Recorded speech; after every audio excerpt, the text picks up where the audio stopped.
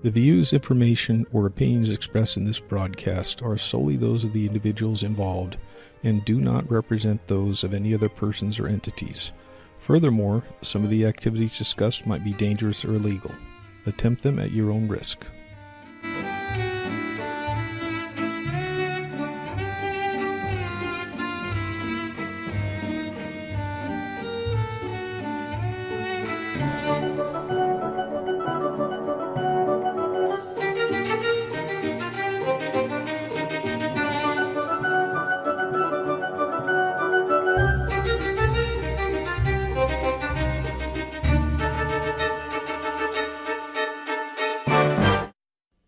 Hello everyone, and welcome to another edition of The Peculiar World here on the Paranormal UK radio network. I'm your host, Jeff Davis. This is part one of a two-part broadcast on one of Washington State's more interesting haunts, the North Head Lighthouse, located at Cape Disappointment State Park on the north bank of the Columbia River, where it empties out into the Pacific Ocean.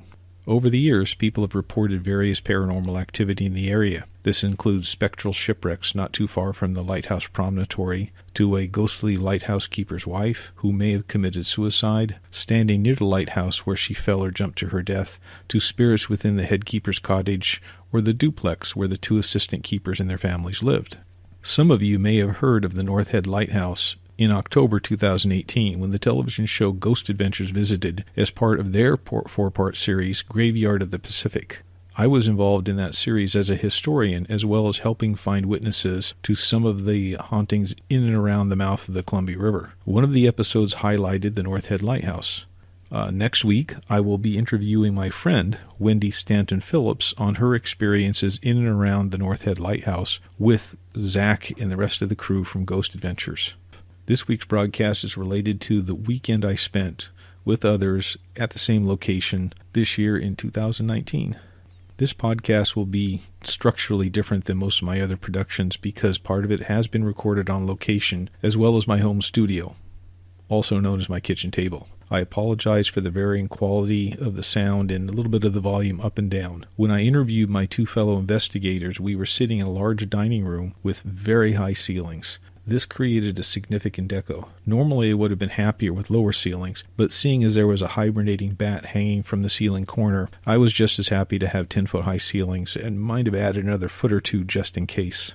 I'd like to give you some background on the North Head Lighthouse and the keepers' cottages. The following narrative comes in part from the Washington State Parks website, northheadlighthouse.com, as well as Jeff Belanger's private research. He is one of my friends, and he is a producer and historic researcher for the television show Ghost Adventures. By the way, the title, Graveyard of the Pacific. It is estimated that 2,000 ships and over 700 lives have been lost along the stretch of coast from Oregon to British Columbia, making it the Graveyard of the Pacific. The ever-present fog, shifting sands, and treacherous currents have claimed at least 200 ships near the mouth of the Columbia River itself. North Head Lighthouse was built to provide an aid to navigation for ships approaching from the north. Those ships could not see the Cape Disappointment Lighthouse 2 miles to the south in time to safely enter the Columbia River Channel. Construction began on the North Head Lighthouse in 1897, and it was completed and lit on May 16, 1898. North Head Lighthouse consists of brick masonry built atop a soundstone foundation and finished with a cement plaster overlay. 69 steps lead to the lantern room, which is 65 feet from the ground and 194 feet above sea level. Since North Head is only 2 miles north of Cape Disappointment, the two lights needed distinct signatures. A fixed white characteristic was chosen for North Head, while Cape Disappointment displays alternating red and white flashes. As ship traffic increased around the turn of the century, so did the frequency of shipwrecks. The narrow beach and rocky cove below the North Head Lighthouse became known as Dead Man's Hollow.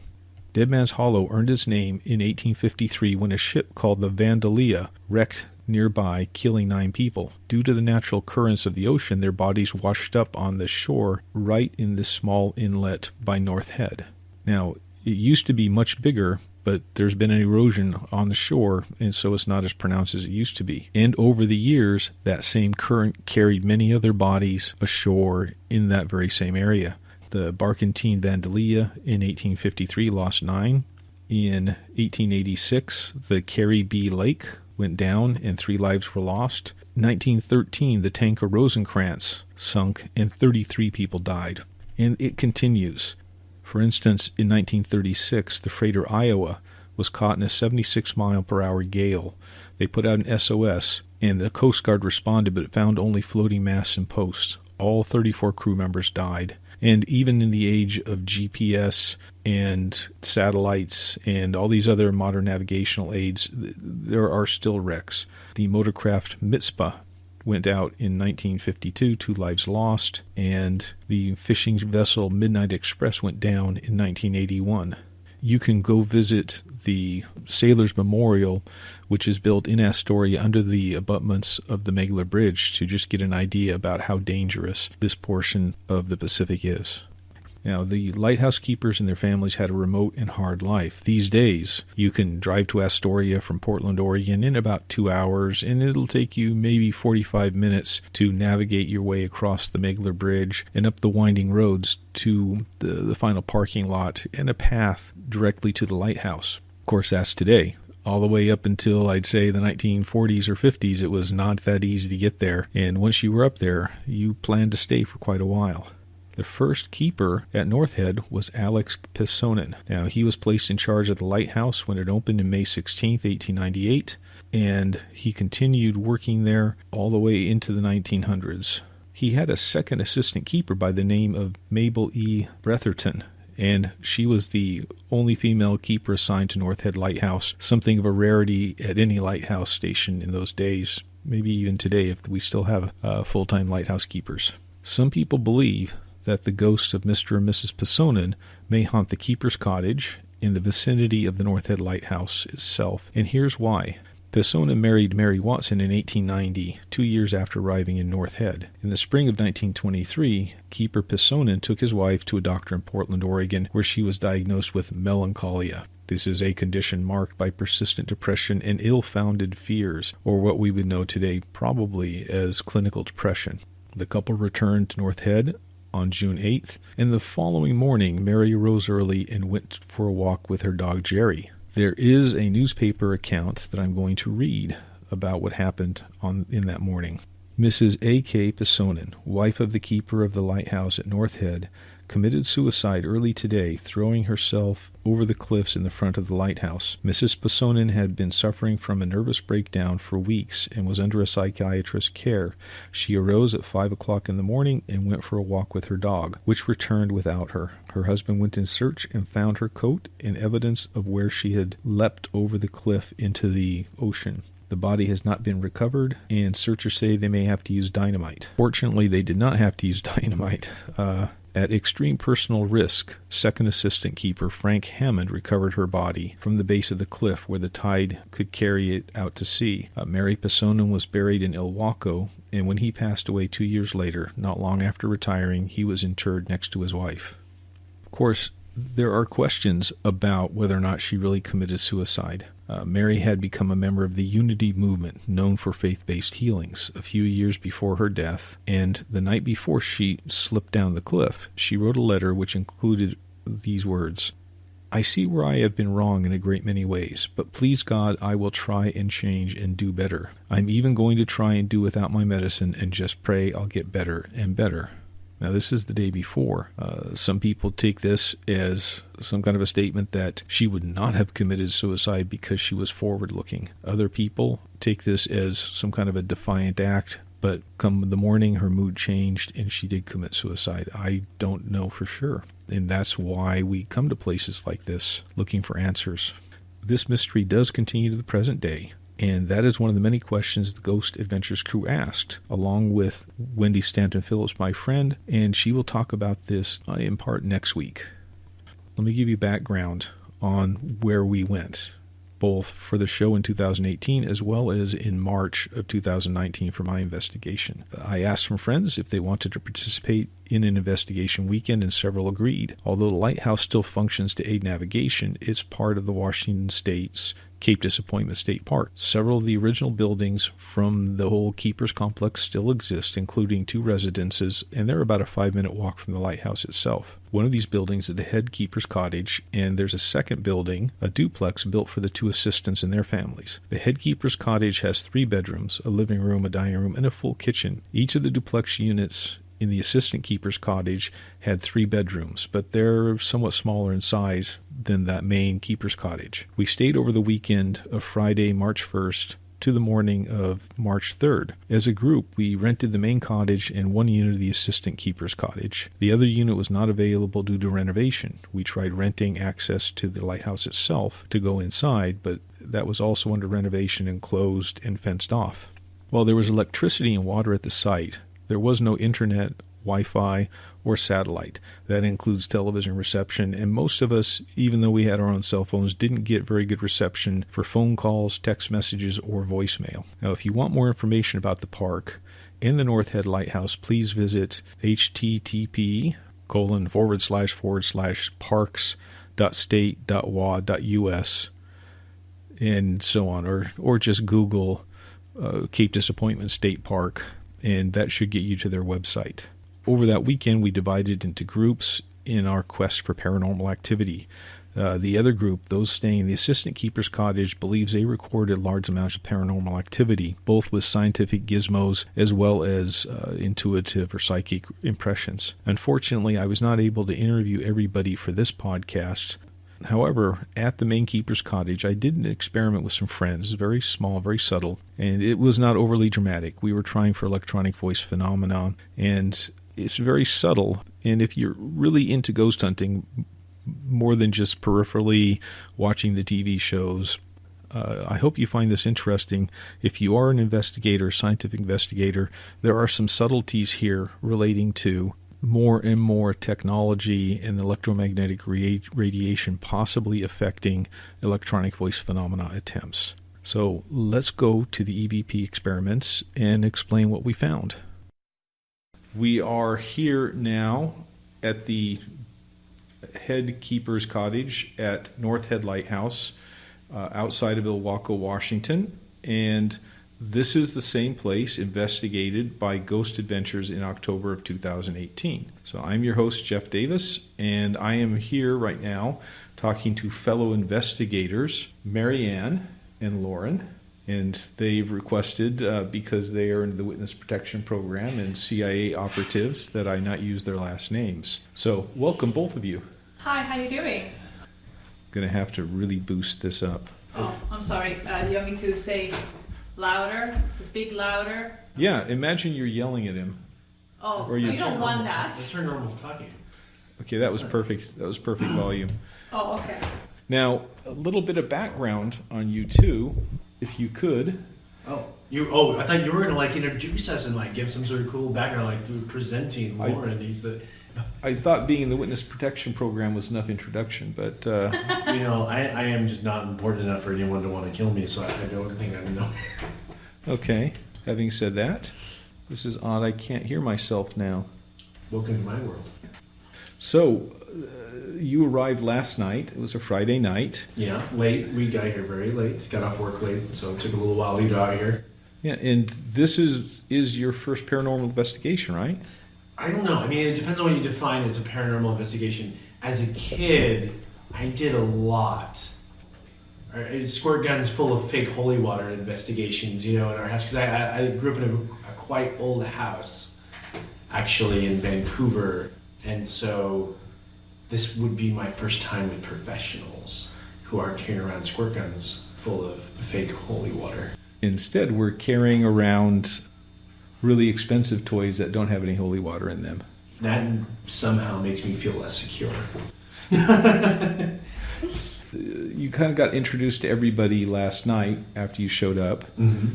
And this morning, we started kind of investigating. So if you could kind of outline what all happened. You want to talk to that?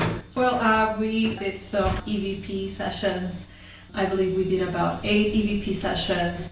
And we have actually some very interesting findings. in a couple, or I believe 3 of them, we heard like a little twitch, which was not provoked by the hearing aids that Lauren uses or any other electronics. Probably should explain that part first, the fact that we use the hearing aids, but that's... Go ahead. Yeah, that's one of the reasons why we made so many experiments, to see how effective and how objective it is actually. So we heard some, I believe it sounded like a whisper exactly when I asked the question, how old are you? And we heard also, I believe, another whisper when I asked if you are a girl or a boy. Lauren, what kind of technique did we use? What did we do exactly? We used a recording device at the time.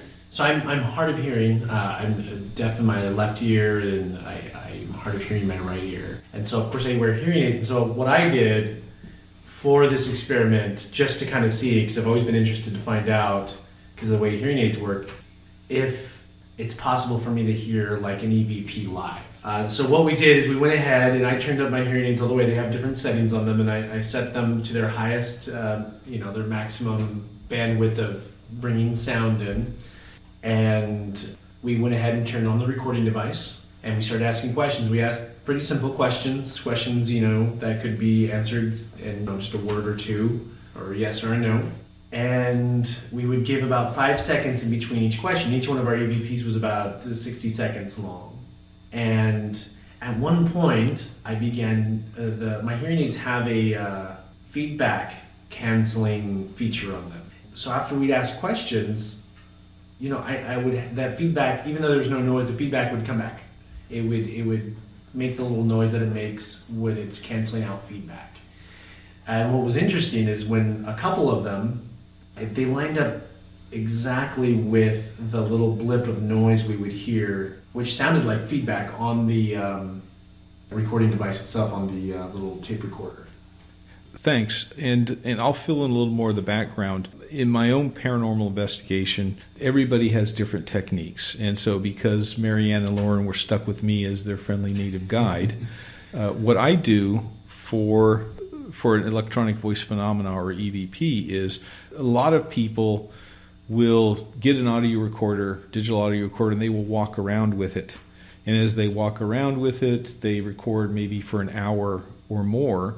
Then they shut it off, and then they go start trying to listen to it. And they cannot pick out when and where this noise happened, and they can't remember what the background noise was either. I don't think I would have the focus or the patience to sit through an hour recording of me wandering around a house making noises either. Exactly. Exactly. And so what I do is what I call a directed EVP, where what we do is we kind of go around robin, we sit very quietly, we turn the recording device on, and then each person asks a question. We pause for 5 seconds to give whatever it is time to respond, and we don't take longer than a minute for this because people start getting fidgety.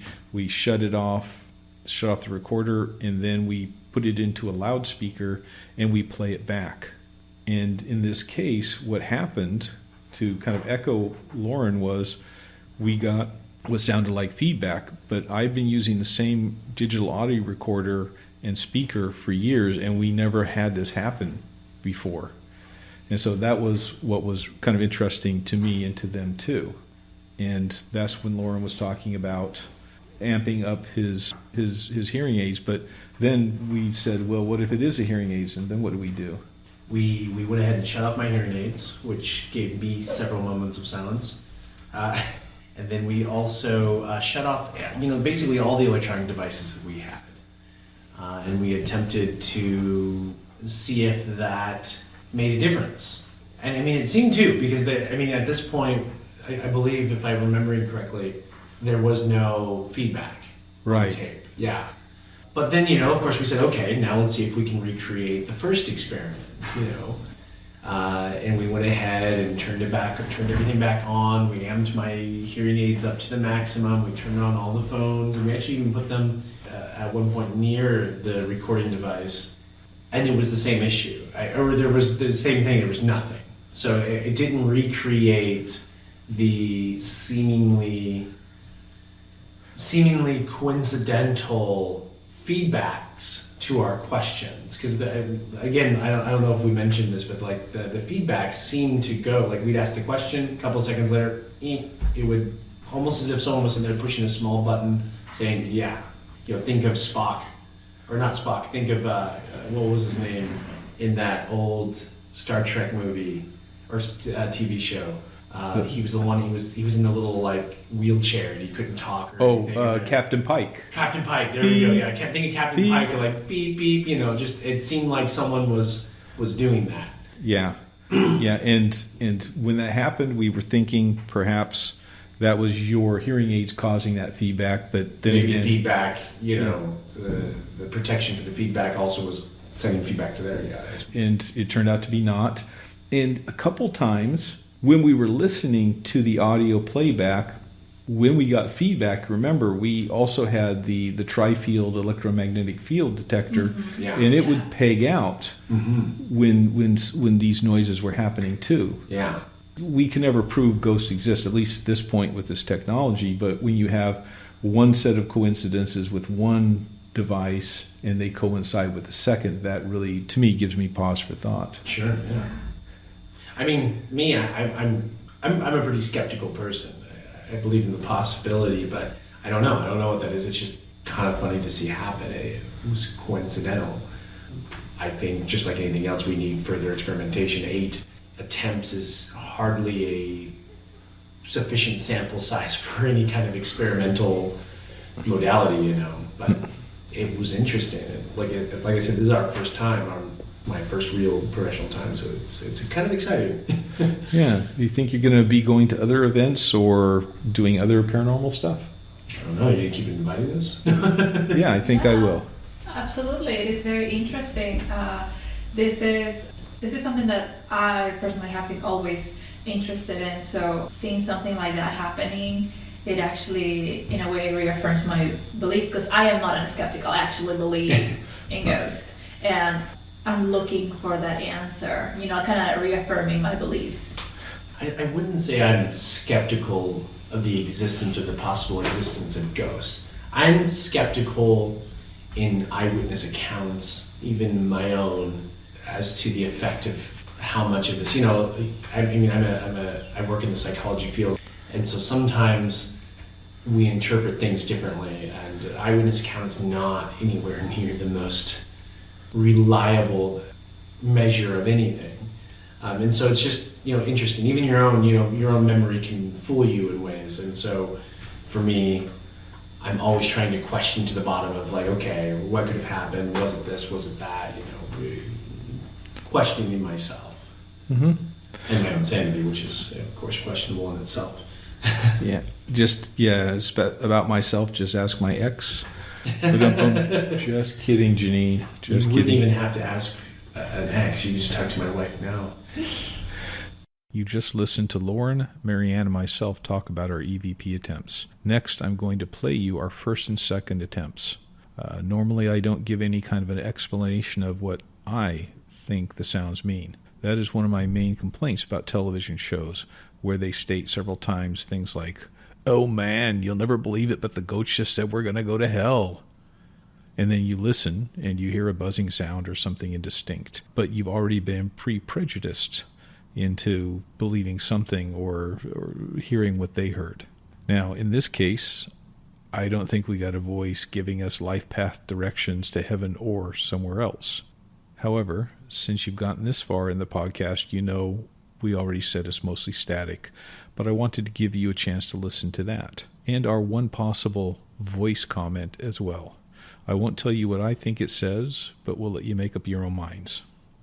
Here's the first EVP attempt. Listen carefully for the anomalies. This is Jeff Davis, and I am here at the North Head Lighthouse. It is the 2nd of March, 2019. I am here with Lauren and Marianne. And we are hoping to contact anybody who's in this house. So I'll ask the first question. Are you here? Can you communicate with us?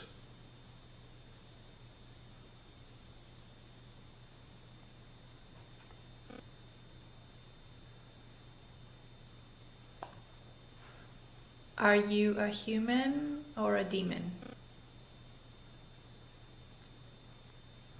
Please make a noise. You see where this red light is? Make a noise, say something, tap anything over with that red light.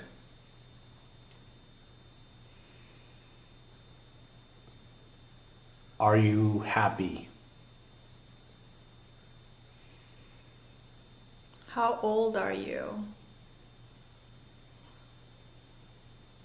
And we'll stop now. All right. Not very impressive, not like on television, but maybe you'll believe it's a little more realistic that way, huh? What I heard was what sounds like static at 29 seconds and 37 seconds. Now, there is a third anomaly at 1 minute and 4 seconds, just before I shut off the recorder. You'll have to trust me when I say that I had not touched it at that point, so I did not create the sound by touching the recorder. Let's listen again. This time when you listen, I will have used the sound editor Audacity to boost the volume at those anomalous sounds by a factor of 10. Oh, by the way, when these anomalies were recorded, that is the same time when Lauren's hearing aids buzzed, as if they were clearing feedback. Furthermore, we had a tri-field meter active, which detected spikes in the background electromagnetic energies when the static anomaly was recorded. Here it is again. This is Jeff Davis, and I am here at the North Head Lighthouse. It is the 2nd of March, 2019. I am here with Lauren? And Marianne. And we are hoping to contact anybody who's in this house. So I'll ask the first question. Are you here? Can you communicate with us?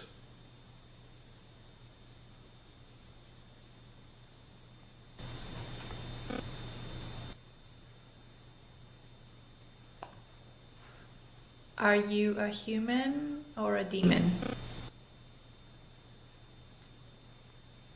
Please make a noise. You see where this red light is? Make a noise, say something, tap anything over with that red light.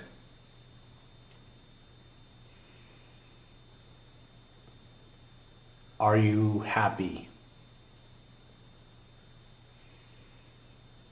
How old are you? And we'll stop now. This is Jeff Davis, and I am here at the North Head Lighthouse. It is the 2nd of March, 2019. I am here with Lauren? And Marianne. And we are hoping to contact anybody who's in this house. So I'll ask the first question. Are you here? Can you communicate with us?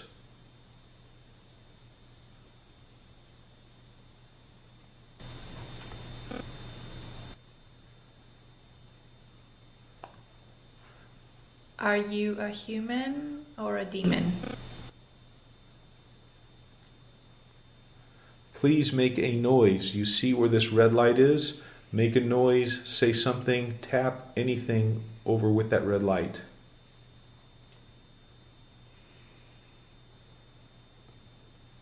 Are you happy?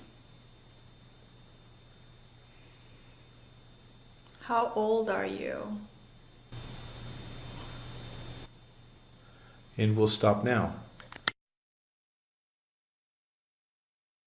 Next, I'm going to play the final anomaly several times. This time I boosted the volume about 30 times its original volume. How old are you?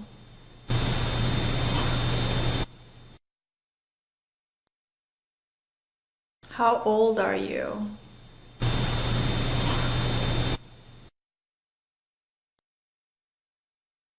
How old are you? What do you think? If you think it has something to do with other electronic devices, the North Head Lighthouse does not get satellite television reception. They don't even try. There are no active Wi-Fi routers at the house, and cell phone reception is nearly non-existent. If you think it's static of some kind from our cell phones or anything else, you have any ideas, send me an email to let me know. If you think it's something else, let me know that too. My email address is jddavis@rocketmail.com. Here is the second EVP attempt. I have not made any attempts to change the volume. This is our second attempt at an EVP. This is Jeff. I'm still here with Lauren and Marianne. Asking another question. Did you respond to Marianne before when she asked her last question?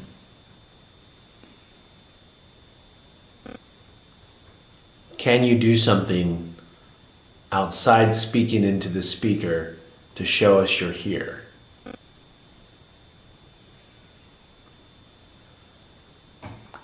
Are you here with us?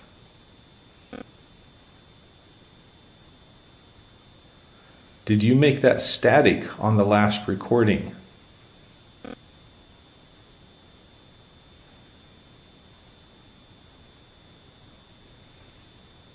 How much wood could a woodchuck chuck if a woodchuck could chuck wood?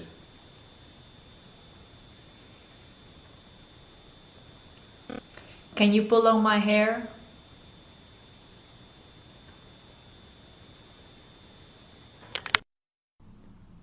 This time there were several buzzes of static.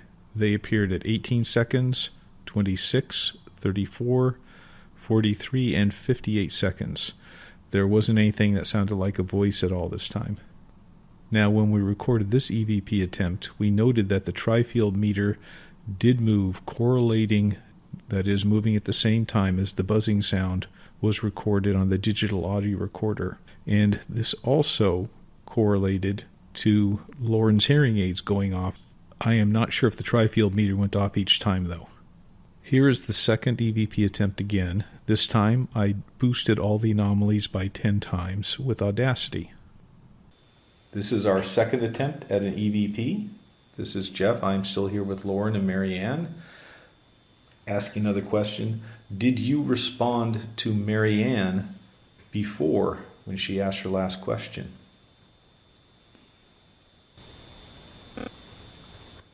Can you do something outside speaking into the speaker to show us you're here?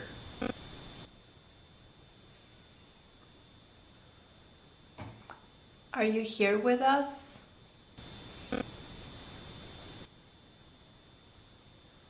Did you make that static on the last recording?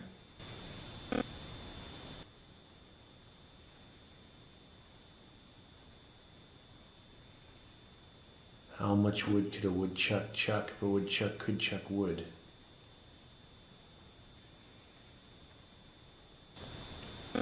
Can you pull on my hair?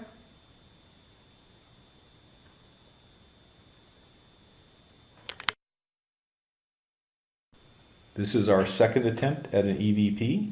This is Jeff. I'm still here with Lauren and Marianne. Asking another question. Did you respond to Marianne before when she asked her last question?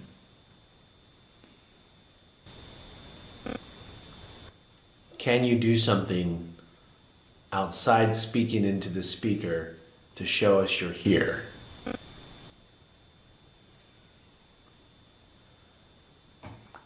Are you here with us?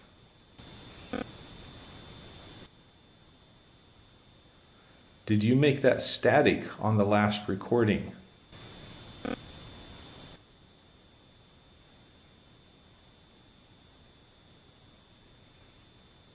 How much wood could a woodchuck chuck if a woodchuck could chuck wood?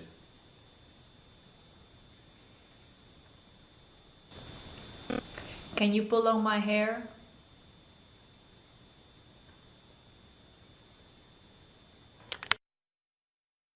After this EVP attempt, we suspected the static might have been caused by Lauren's hearing aid or some other devices nearby, such as our cell phones, even though we didn't have reception. We moved all of the other equipment several feet away, and Lauren shut down his hearing aids. Not only that, he moved them to another room. We did not hear any anomalies in our third and fourth EVP attempts. After that, we decided to continue the experiment, so Lauren brought his hearing aids back into the room, turned up the volume, and placed them next to the digital audio recorder. We also turned on all of our cell phones and placed them next to the audio recorder. We speculated that if the hearing aids or the cell phones had created that static in the first 2 attempts, we would get static in our 4th EVP. Now, we made 3 more attempts and did not get any static at all, or any other anomalies or voice.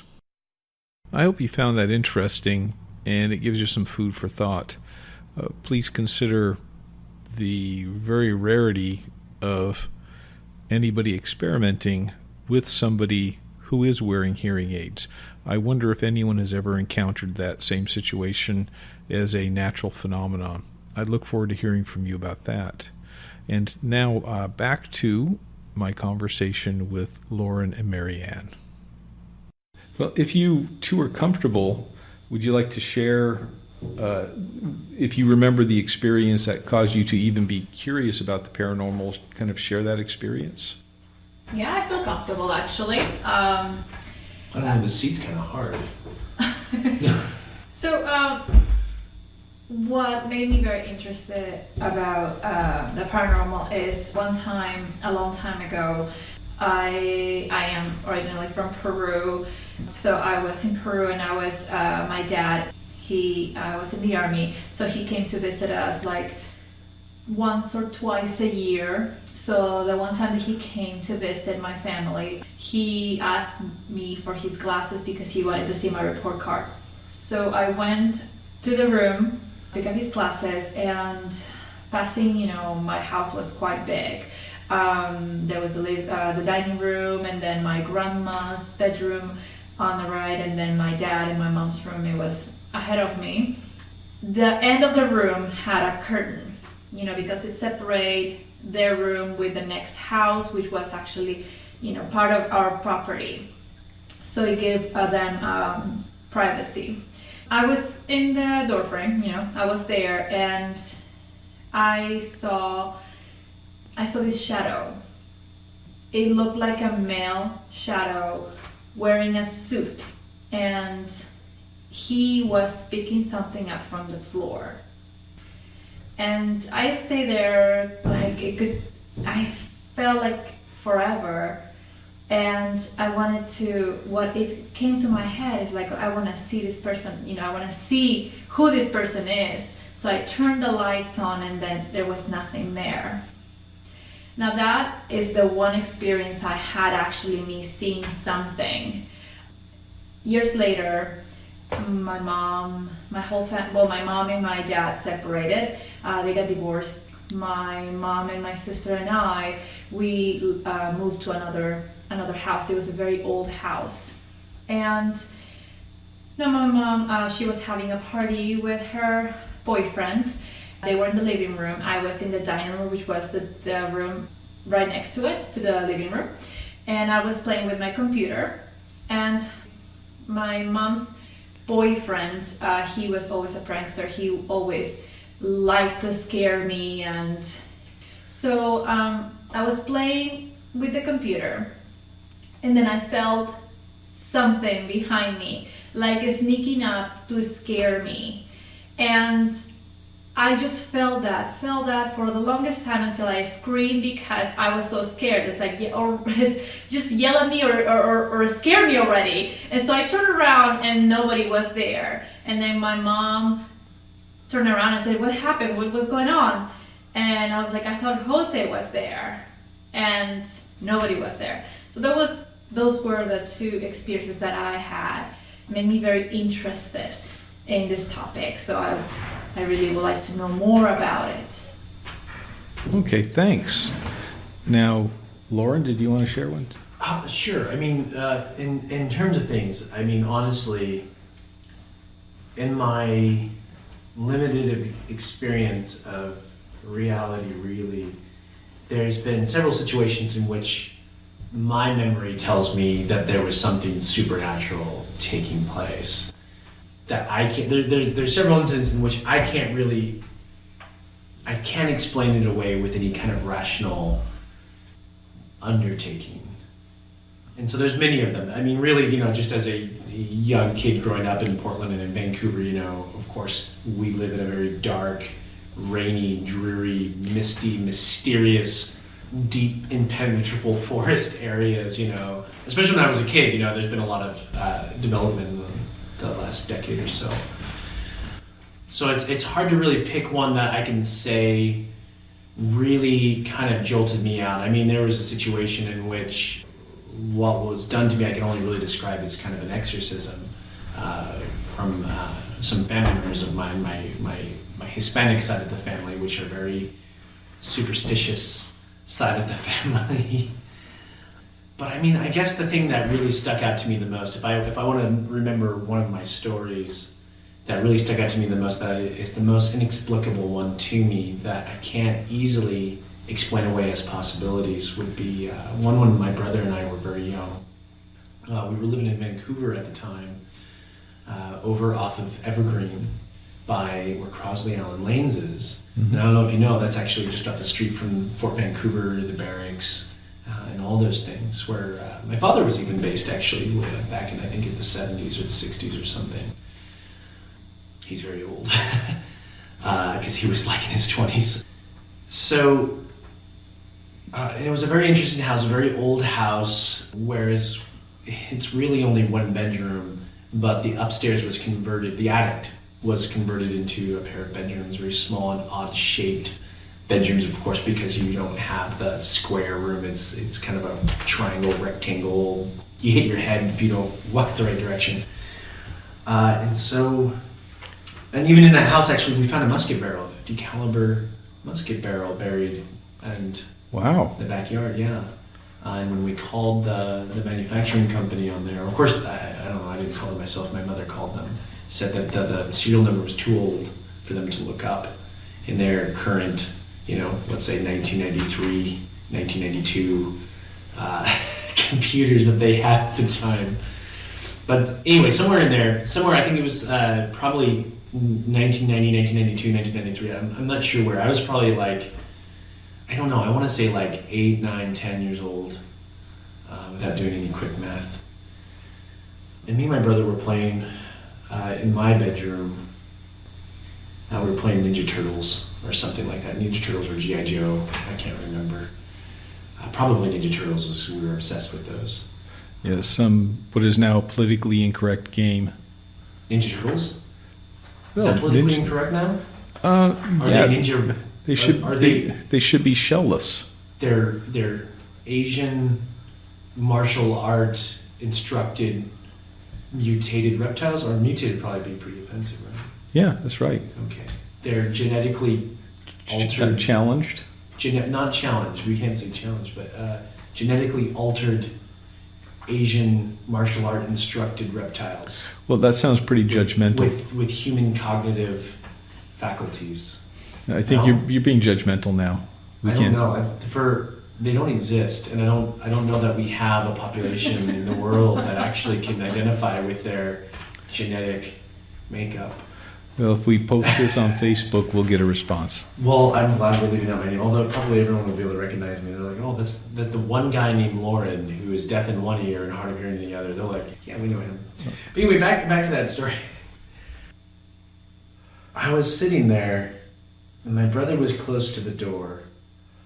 And this is an old door. This the door here is. They have the same doors that we have here in this lighthouse keep room or whatever this is called. With the old skeleton keys and the brass doorknob that really makes a lot of noise, and you have to really crank on it to pop open.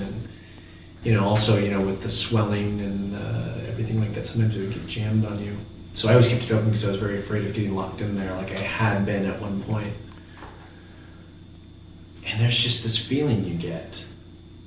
Like, I don't even want to really describe it as the hair standing on the back of your neck, as much as it's like when you're on a roller coaster and you feel your innards kind of rise up inside of you, and your body's almost preparing for, like, this is it. Yeah. And I look up just past my brother, who's close to the door, and they're, in my I can't describe it. You might describe it as being just this black shadow, but that doesn't really describe it. It was almost as if it were just simply an absence. They're just was an absence. There was absolutely nothing, but it had shape and it had form. It was probably going to help me as a Trekkie, but you know, I want you to remember that episode of Next Generation when they entered that void that they couldn't detect. You know, like you got Geordie LaForge going there. There's just nothing. It doesn't show up. So for my eyes and my senses, I guess there was just nothingness, and it just filled me with this type of dread. I can't quite explain that. It even comes back to me now. And I guess my brother must have caught it. And he's about 3 years younger than me, so he must have been like 6 or 5 or I don't know. Like I said, I don't remember my age. I just know it was in the early 90s. And so he starts kind of calling out to me. This is before I lost my hearing, so I remember not being able to hear him well. Probably because I was a little bit just in that moment. So that was weird to me not to be able to actually hear him, to actually see him kind of like yelling. And now I would just think that my hearing aids run out of batteries or something. And then he turned around and he backed over and he probably broke several of these toys, which to us, being in a low income family, would have been a big thing. But he just kind of crab walked backwards over the top of these toys to be sit next to me. You know, as we just looked at this thing, unblinking. And I can't explain it, but it was just suddenly it was no longer not there. You know, if we're explaining this as an absence, right? The void disappeared. The void, the absence disappeared, and I mean, you know, 2 young kids, you know, explicit, jumped up, walked over the toys, still barefooted, of course, and we ran down the stairs, which are these like very narrow steps. You know, this is an attic. This is an attic. They didn't even have insulation. Yeah. Hot in the summer and cold in the winter. And so we pour down this hallway staircase that's kind of an L-shaped. Then we come down to the bottom where there used to be a door. There was no longer a door there at the time.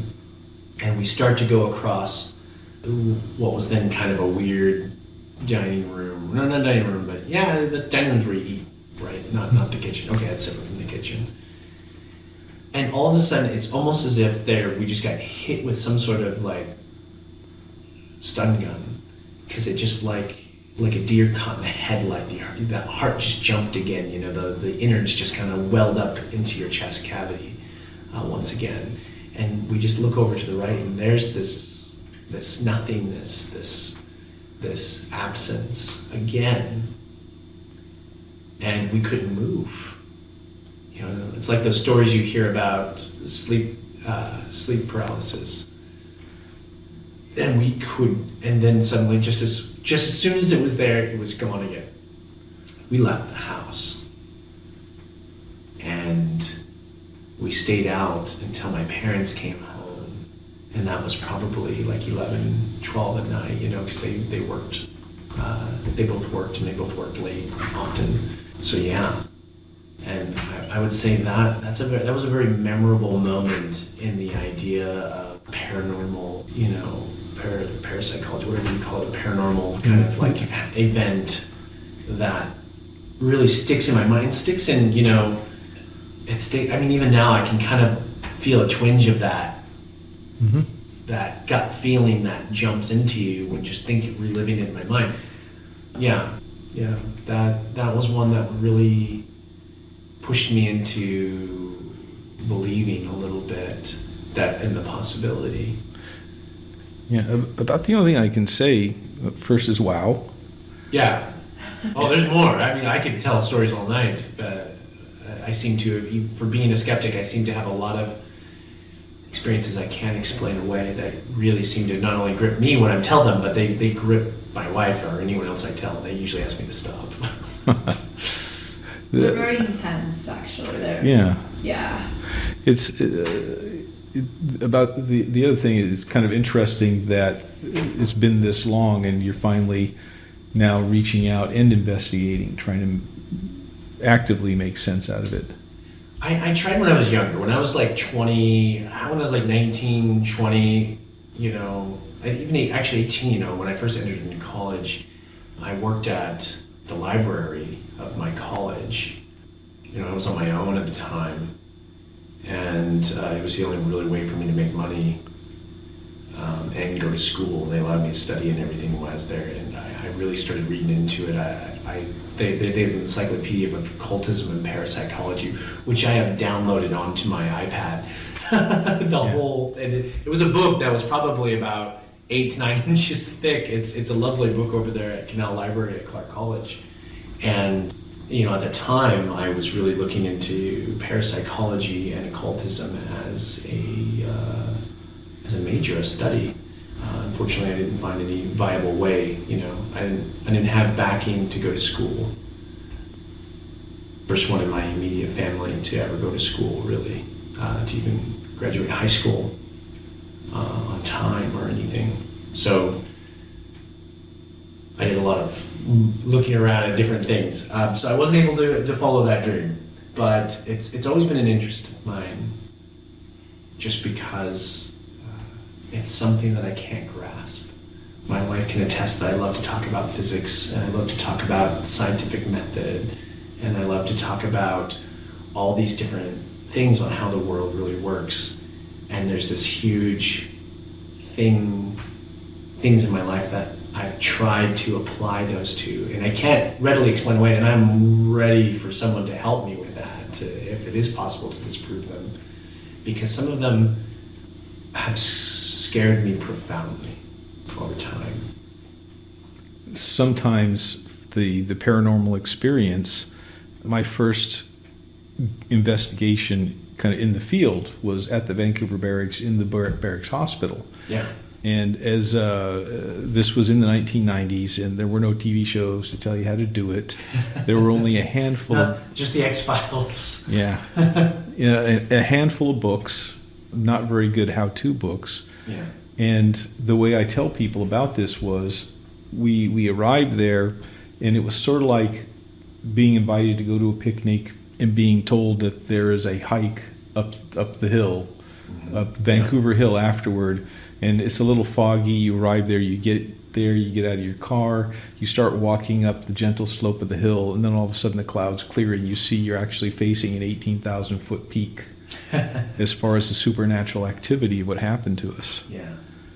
And for children too, to have something as outside of the experience, almost in a way biblical, happen. Well, and to be, I grew up in a non-religious house. There was twinges of it. Like I said, my dad's side of the family, Hispanic side of the family, they're very.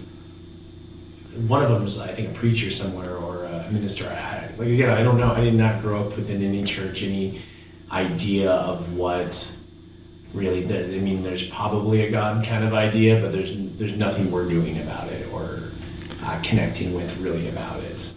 Yeah. And so I didn't have a real solid construct of what to think about these things. My dad, though, has always been super interested in the paranormal. He loves listening to, I think it's like George Norrie and The old Art Bell show. Yeah, Art Bell, and then who's that guy in Vancouver? Oh, Clyde Lewis. Clyde Lewis, yes. Who I have another friend. It's a small world. I have a friend who is very good friends with Clyde Lewis, and even goes to his little Klingon karaoke parties or something. Soiree. Yeah, his little soirees. I think if I think back, the times in my life that my father and I really did get along was like watching things like that. Unsolved mysteries and the X-Files and stuff like that. Oddly, I remember watching the original Star Trek series kind of that same way. My mom and my sisters would be on the couch watching TV, and then my dad would lay down on the carpet in front of the TV, and then I would lay down in front of him watching TV, and he would get a bag of potato chips, and that would be our bag of potato chips, and then my sisters would share the other 2 bags, because boxes of potato chips used to come with 3 bags, not 0 bags like anymore. Yeah, that we got along best that way. Yeah, something about that headbutting kind of stopped with the click of that television. We had one of those little click, click, click, click, click, and you changed, I think it was 12 on there, but the channel was like Fox 49 or something like that, and then you'd hear that music from, that do, and then everything was quiet, and in my house, which was always just screaming and yelling, it was just kind of like a heaven sent, I guess. Well, B.F. Skinner, the father of behavioral psychology, would have something to say about the sound tells you all to be quiet. Yeah, it's time to start salivating. No, sorry, that's Pavlov. Yeah, to our behavioral therapists or psychologists. Yep, couldn't do some of those experiments in America today. All right. There's probably a good reason for some of those, though, because some of those early behavioral psychologists were just plain cruel. We learned good things, but like with what was it? The same with like experiments to discover the cure to polio or the vaccine for polio. Or those weren't good things that they were doing. Yeah, absolutely. It brought good things to the human race, but I'm sure you wouldn't have appreciated them injecting your kid with stuff like that. Yeah, especially if you were one of the people having this done to you. Well, I so appreciate you both taking the time to talk to me. Yeah. And Marianne has been cold. I had to turn off the heater in order to... it's not just the heater, it's the forced air fans. And so this sequence of this podcast, we're going to go ahead and end for now, and hopefully I'll have other people talking later. And we may even get 2 hours, or maybe even 3 hours out of this, depending on what happens to everybody else during this time period. Yeah. So thank you both. I'm willing to come back too, Yes, you're welcome. All right. We're going to end it here. As I said at the beginning of this segment of the podcast, we did not record any spectral voices warning us we were going to hell. However, we did get some audio and electromagnetic anomalies that are not easily explained away or dismissed simply as static.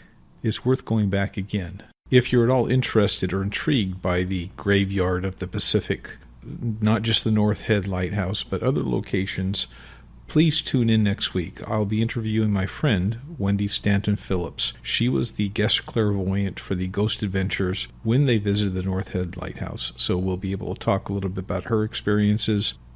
Hopefully, I can get her talking about the whole process of talking to the researchers, as well as the setup and the walk around with Zak and all the follow-up too. So please tune in next week. Now, if you live in the U.S., or listening in the British Isles on the Paranormal UK radio network and plan on coming to the Pacific Northwest, this might be on your bucket lists of places to visit and investigate. Now, if you want to listen to all these recordings, please visit my website, www.ghostsandcritters.com, and go to the podcast section. You should find this in the section as of the 21st of March broadcast entries.